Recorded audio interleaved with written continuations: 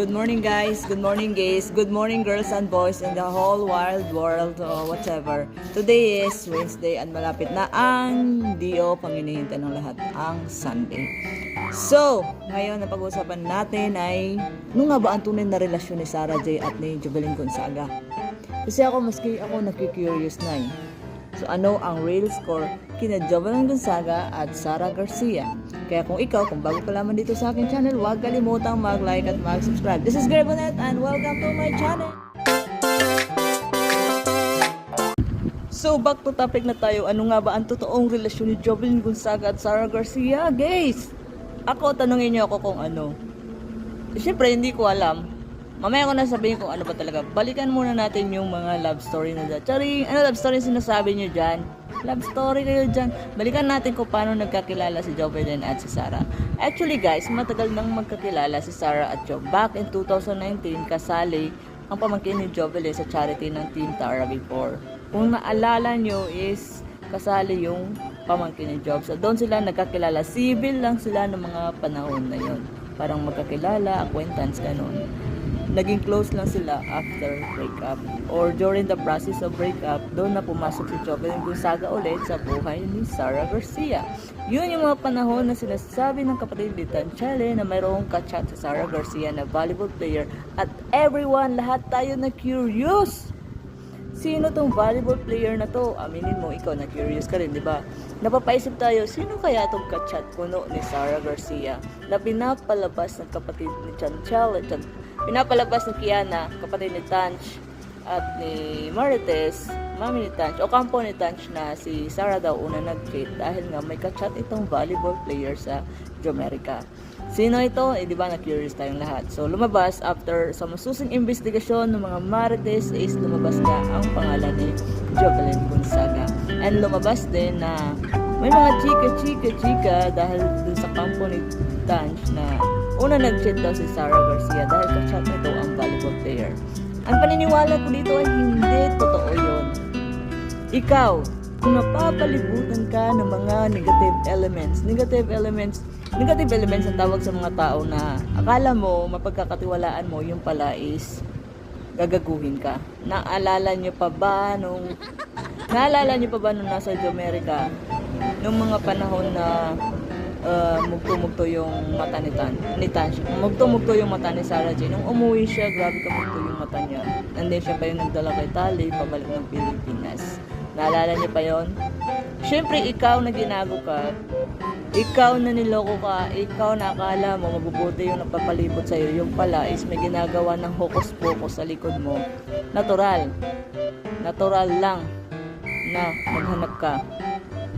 Natural lang na kailangan mo ng kausap talaga.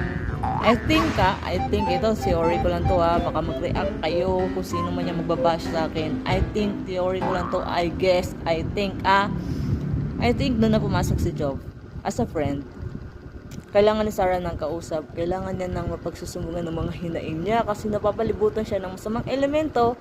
And then, nagkaroon siya ng pagkakataon na makapag-uusap o pagkakataon na magkaroon ng kaibigan sa pamamagitan ni Jovelyn. Ito yung sinasabi ng kapatid ni T. Pasensya na kayo, utang inang laway ito.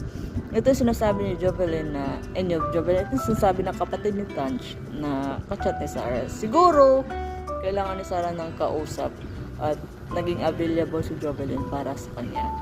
Yung mga tao lang talaga sa paligid sa Jamaica na bibigay ng mali siya. Nagkakaroon ng mga negatibong kwento kay Sarah Garcia and Jovelyn Gonzaga. And yun, nangyari na yung pag-uwi ni Sarah and then tuloy-tuloy na pag-uusap. Then pumasok na sa buhay niya yung kumaris na naging ninangan ni Amara, yung mga kaibigan ni Sarah Garcia ngayon. At naging super close sila ni Jovelyn. Kaibigan ni Jovelyn, kaibigan na rin niya. Pati yung bestie niya, nakikita niyo palagi yung pinupost sa IG. So, napakakamalang patuloy na may something ni Sarah. Naging close lang talaga sila ni Sarah. Mas naging close after maghiwalay ni Sarah at ni Tanch. Kasi, naalala, kung inyong iisipin, no, si Sarah is maga naging sila ni Tanchele. I think 22, 23 naging sila. Parang naikulong siya Naikulong si Sarah Garcia Parang yung buong buhay niya, mundo niya, umiikot lang kay Tanchele.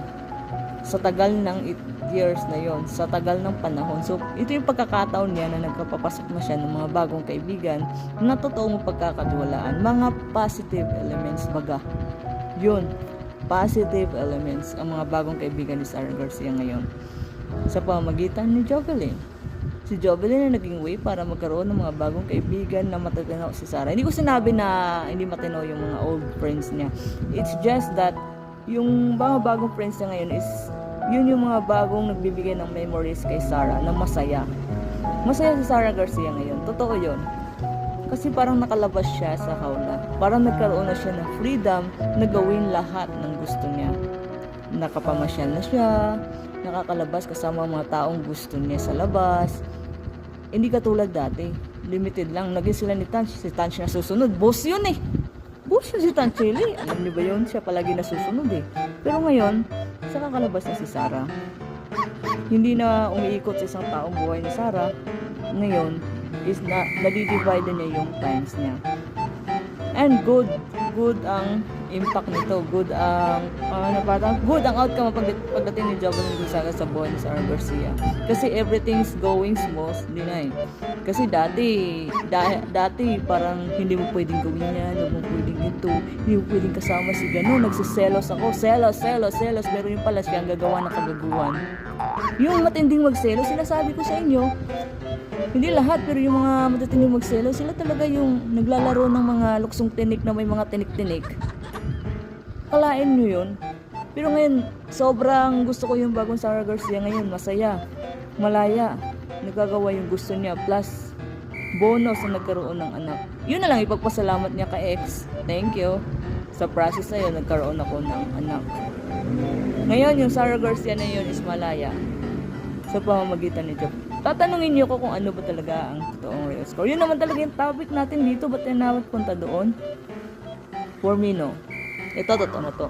Ang totoong real score sa kanila is they are super duper friends.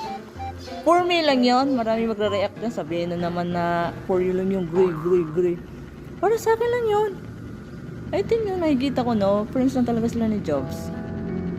Friends na nandyan kapag kailangan mo, kaibigan na maiiyakan mo, kaibigan na matatakbuhan mo, kaibigan na alam manindigan kung paano tama o manimbang kung ano ba talaga yung totoo at hindi. Unlike sa mga old friend niya, lalo na yung old friend niyang alam niyo kung sino yun. Pero gusto ko yung bagong Sarah Garcia ngayon. Gusto ko yung mga bago niyang kaibigan ngayon dahil puro positive vibes ang dala kay Sarah. Magaan yung mga bago niyang kaibigan. And the real score sa dalawa ay magkaibigan lang sila ng super duper magkumare. Yung kaibigan na special.